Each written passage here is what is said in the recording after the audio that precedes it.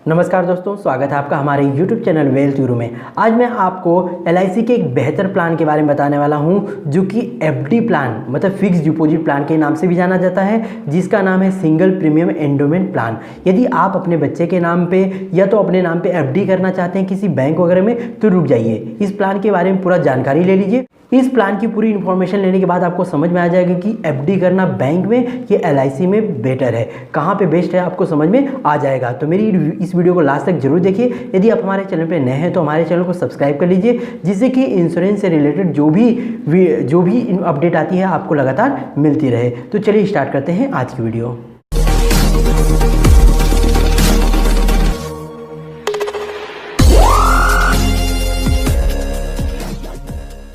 जैसा कि मैंने बताया कि ये जो प्लान है सिंगल प्रीमियम एंडोमेंट प्लान है। अगर आपके पास बड़ी रकम है और आप उसको बैंक में FD करना चाहते हैं तो यहाँ इंश्योरेंस LIC में भी FD करिए। और इस LIC में FD करने पे आपको ढेर सारे बेनिफिट मिलने वाले हैं, जिससे जो आपको बैंकों में नहीं मिलने वाले हैं। तो मैं आपको एक FD का इसका कंपेयर करके प्लान बना के एक वीडियो बना दूंगा, जो जल्दी ही आपको मिल जाएगी। यहाँ पर मैं आपको इस सिंगल प्रीमियम प्लान जो है उसके बारे में पूरी इन्फॉर्मेशन देने वाला हूँ। तो यह प्लान का जो टेबल नंबर है 917 है, मतलब 917 है, और यह सिंगल प्रीमियम पॉलिसी है, मतलब आपको प्रीमियम केवल एक ही भरना है। यह non linked policy. Non link मतलब क्या होता है, यह शेयर मार्केट से जुड़ा नहीं है। विथ प्रॉफिट प्लान है। विथ प्रॉफिट प्लान मतलब क्या होता है, LIC every year bonus declare करती है और उस बोनस का कुछ न कुछ प्रॉफिट आपके पॉलिसी में भी ऐड किया जाता है। और यह ध्यान देना है आपको कि इस प्लान को FD प्लान के नाम से भी जाना जाता है। अब इस प्लान में बेनिफिट कैसा है वह मैं बताने वाला हूँ। इसकी एलिजिबिलिटी की पहले बात कर लेते हैं हम। एलिजिबिलिटी अगर यह प्लान आप अपने बच्चे के नाम पे लेना चाहते हैं तो ले सकते हैं, लेकिन कम से कम बच्चे की एज, यहाँ बोला है कम से कम बच्चे की एज 30 दिन से ऊपर होनी चाहिए, मतलब 3 महीने से ऊपर होनी चाहिए। और मैक्सिमम जो एज होती है जो भी प्लान लेना चाहता है उसकी एज 65 होनी चाहिए। मिनिमम एंट्री एज है 90 डेज और मैक्सिमम एंट्री एज है 65 ईयर। और मैक्सिमम मैच्योरिटी एज की बात करते हैं तो 75 ईयर। और इस प्लान जो पॉलिसी है इसका टर्म होता है 10 साल से लेके 25 साल, मतलब आप 10 से लेके 25 साल कितने भी साल के लिए पॉलिसी को ले सकते हैं। अब यह ध्यान हमें देना है कि अगर कोई व्यक्ति की एज अगर 50 साल है तो हम उसको ज़्यादा 25 साल की पॉलिसी दे सकते हैं। अगर 60 साल है तो उसको 15 साल से ज़्यादा पॉलिसी नहीं दे सकते, क्योंकि मैच्योरिटी एज कितनी है, 75 है। तो 60 साल के व्यक्ति को हम कितने साल की पॉलिसी दे सकते हैं, केवल 15 साल की पॉलिसी ही दे सकते हैं। अब बात करते हैं हम सम एश्योर्ड की। तो यहाँ पे जो सम एश्योर्ड है, क्योंकि एक ही बार भरना है,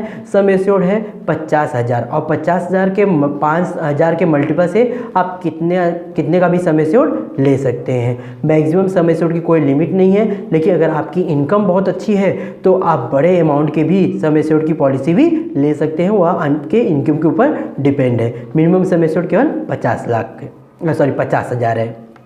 उसके बाद करते हैं हम कमेंसमेंट ऑफ रिस्क। अगर आपने यह पॉलिसी किसी बच्चे के नाम पे लिया, अपने बच्चे के नाम पे लिया है, तो रिस्क कवर कभी स्टार्ट होगा वो मैं बताता हूँ। अब रिस्क कवर पॉलिसी जैसे कि आपने अपने बच्चे के नाम पे लिया है तो पॉलिसी के जो रिस्क कवर है वह 2 साल के बाद, मतलब जब से पॉलिसी ली उसके 2 साल के बाद ही स्टार्ट होगा, या तो बच्चे की एज जब 8 साल क्रॉस हो जाएगी उसके बाद। सपोज करिए आपका बच्चा 7 साल का है तो आज ने आपने पॉलिसी लिया तो 8 साल पहले आएगा, तो 8 साल के बाद आपकी जो पॉलिसी है उसका रिस्क कवर स्टार्ट हो जाएगा। यह ध्यान दीजिएगा। इस पॉलिसी में कुछ और भी बेनिफिट हैं। अगर आप इस पॉलिसी को लेना चाहते हैं तो टर्म राइडर उसके साथ में ले लीजिए। टर्म राइडर से बहुत बेनिफिट मिलने वाला है। साथ साथ में इसमें लोन फैसिलिटी भी है और सरेंडर फैसिलिटी भी है। अगर आप इसी पॉलिसी को किसी कारणवश अगर आप नहीं भर पा रहे हैं, अगर आप लोन उठाना चाहते हैं तो लोन भी उठा सकते हैं, और सरेंडर करना चाहते हो तो इस पॉलिसी को सरेंडर कर सकते हैं, लेकिन पॉलिसी आपकी कम से कम 1 साल तक भरी होनी चाहिए। अब बात करते हैं हम टैक्स बेनिफिट की। टैक्स बेनिफिट आपको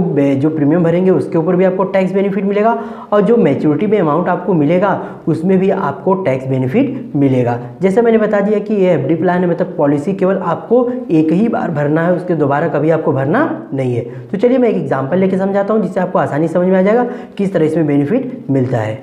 देखिए, सपोज करिए कोई व्यक्ति है जिसकी एज 35 साल है और उन्होंने 10 लाख के लिए यह 20-25 साल के लिए उन्होंने पॉलिसी लिया है। मतलब एज कितनी उनकी है, 35 साल है, और समय से उन्होंने 10 लाख चूज़ किया है और पॉलिसी टर्म है 25 साल के लिए, क्योंकि हाईएस्ट जो टर्म है पॉलिसी का वह 25 साल ही है। अब इसमें उनको जो प्रीमियम आएगा सिंगल टाइम भरना रहेगा, जो कि प्रीमियम बहुत ही कम है। 10 लाख की पॉलिसी है लेकिन प्रीमियम कितना रहेगा, 4,68,000 रहेगा।